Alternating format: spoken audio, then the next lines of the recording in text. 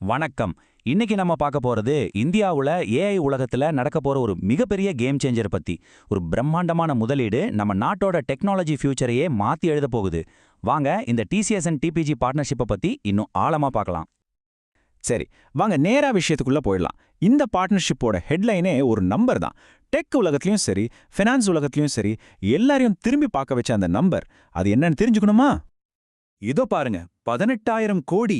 ஆமாங்க, நீங்க கேட்டது சரிதான்.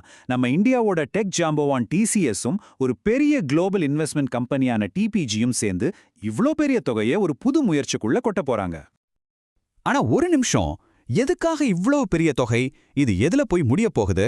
ரொம்ப சிம்பிளா சொல்லணும்னா, இது ஆர்டிஃபிஷியல் இன்டெலிஜென்ஸுக்காக ஒரு சூப்பர் ஹைவே கட்டுற மாதிரி. ஏஐங்கிறது ஒரு பவர்ஃபுல் மிஷின் இல்லையா? அதுக்கு தேவையான எரிபொருளையும் ஓடுறதுக்கு ஒரு சூப்பரான ட்ராக்கையும் செஞ்சு கொடுக்க தான் இந்த முதலீடு. அதாவது சக்தி வாய்ந்த டேட்டா சென்டர்களை உருவாக்க தான். ஓகே, இந்த டீலை சரியா புரிஞ்சுக்க முதல்ல இதுல யார் யார் இருக்காங்கன்னு நாம பார்க்கணும். ஏன்னா இது சாதாரண கூட்டணி இல்ல, ரெண்டு பெரிய தலைகள் ஒன்னு சேர்ற விஷயம் இது. பாருங்க, ஒரு பக்கம் டெக்னாலஜில பல வருஷமா கொடிகட்டி பறக்கிற நம்ம டிசிஎஸ், அவங்க தான் இந்த டீலோட டெக்னிக்கல் பிரெயின்.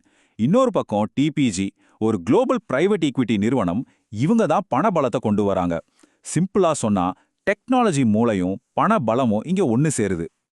இந்த கூட்டணியோட மையப்புள்ளி, அதாவது இந்த மொத்த முதலீடும் போற இடம் எதுன்னு கேட்டீங்கன்னா, அது ஹைப்பர்வால்ட் அப்படிங்கிற ஒரு புது நிறுவனம் தான். இது டிசிஎஸ் தான் உருவாக்கியிருக்காங்க. இவங்களோட ஒரே வேலை ஆர்டிஃபிஷியல் இன்டெலிஜென்ஸ்க்காகவே பிரத்யேகமா ஹை பவர் டேட்டா சென்டர்களை கட்டி அதை இயக்கிறது தான். சரி, இப்போ இந்த டீலோட ஸ்ட்ரக்சரை பத்தி பார்ப்போம். இந்த 18,000 கோடியை எப்படி அவங்களுக்குள்ள பிரிச்சுக்கிறாங்க? இதுல ரொம்பவே இன்ட்ரெஸ்டிங்கான சில விஷயங்கள் இருக்கு. வாங்க அதை டீகோட் பண்ணலாம். இந்த பார்ட்னர்ஷிப்புக்கான நிதி ஈக்விட்டி, அதாவது பங்குகள், அப்புறம் கடன் ரெண்டும் கலந்த ஒரு கலவையா வருது. இதுல கண்ட்ரோலிங் ஸ்டேக், அதாவது சிங்கம் மாதிரி 51% பங்குகள் டிசிஎஸ் கையில இருக்கு. டிபிஜி கிட்ட மீதம் இருக்கிற 49% பங்குகள் இருக்கும். இப்போ டிபிஜியோட பங்களிப்பா பாருங்க. அவங்க அதிகபட்சமா 8,820 கோடி வரைக்கும் முதலீடு செய்ய போறாங்க. ஆனா அவங்களோட இறுதி பங்கு 27.5% 49% வரைக்கும் இருக்கலாம். ஏன் இந்த வித்தியாசம்னா, அவங்க முதலீட்டை அடுத்த சில வருஷங்களுக்கு பிரிச்சு செய்ய போறாங்க. அதனால அவங்க போடுற பணத்தை பொறுத்து அவங்களோட ஃபைனல் ஷேர் ஹோல்டிங் மாறும். அப்போ கண்ட்ரோல் யார்கிட்ட இருக்கு? இதுதான் இந்த டீலோட முக்கியமான அம்சம். டிபிஜிக்கு கணிசமான பங்கு இருந்தாலும், போர்டில் 2 டைரக்டர்கள் இருந்தாலும், டிரைவிங் சீட்ல உக்காந்துருக்கிறது டிசிஎஸ் தான். மெஜாரிட்டி டைரக்டர்களை அவங்க தான் நியமிப்பாங்க. ஸோ முக்கிய முடிவுகள் டிசிஎஸ் கையில தான். அது மட்டும் இல்லாம 2 கம்பெனிகளும் குறைஞ்சது 3 வருஷத்துக்கு அவங்க பங்குகளை விற்க முடியாது. இதுலேருந்தே தெரியுது இது ஒரு லாங் டேர்ம் கமிட்மெண்ட்னு. சரி, எல்லாம் ஓகே. ஆனா இப்போ ஒரு முக்கியமான கேள்விக்கு வருவோம். எதுக்கு இப்போ திடீர்னு டேட்டா சென்டர்கள் மேல இவ்ளோ பெரிய முதலீடு? ஏஐக்கும் இதுக்கும் என்னதான் சம்பந்தம்?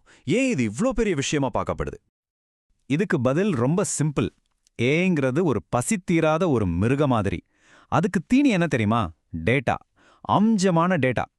அந்த டேட்டாவை ப்ராசஸ் பண்ண நினைச்சு பார்க்க முடியாத அளவுக்கு கம்ப்யூட்டிங் பவர் தேவைப்படுது. அந்த பவரை கொடுக்குற இடம் தான் இந்த ஸ்பெஷலைஸ்ட் ஏஐ ரெடி டேட்டா சென்டர்கள். ஸோ டேட்டா சென்டர் இல்லாம ஏஐ இல்ல. இந்த இடத்துல தான் ஹைப்பர்வோல்ட் உள்ள வராங்க. அவங்களோட மிஷன் என்னன்னா, 1 ஜிகாவாட்டுக்கும் அதிகமான திறன் கொண்ட ஏஐ டேட்டா சென்டர்களை உருவாக்கணும். இன்னைக்கு ஏஐ கம்பெனிகள், ஹைப்பர் ஸ்கேலர்ஸ்னு சொல்லப்படுற பெரிய டெக் நிறுவனங்கள் மத்தியில இந்த டேட்டா சென்டர்ஸ்க்கான தேவை ராக்கெட் வேகத்துல போயிட்டு இருக்கு.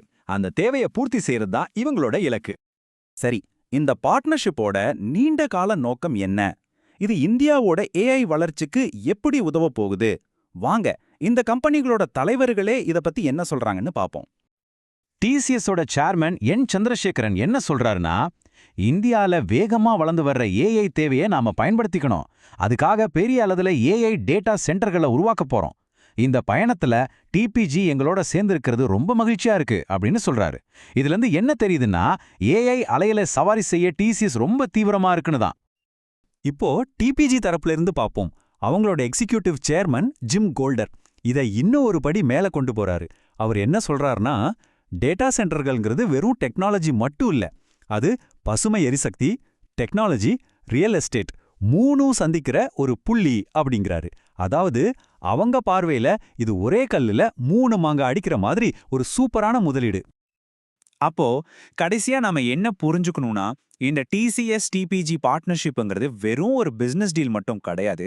இது இந்தியாவோட எதிர்காலத்துக்கான ஒரு முக்கியமான சிக்னல். இது நம்ம மனசுல ஒரு பெரிய கேள்வியை எழுப்புது. இந்த மாதிரி பிரம்மாண்டமான திட்டங்கள் மூலமா இந்தியா தன்னை ஒரு குளோபல் ஏஐ சூப்பர் பவரை நிலைநிறுத்த போகுதா? நீங்க என்ன நினைக்கிறீங்க? யோசிச்சு பாருங்க.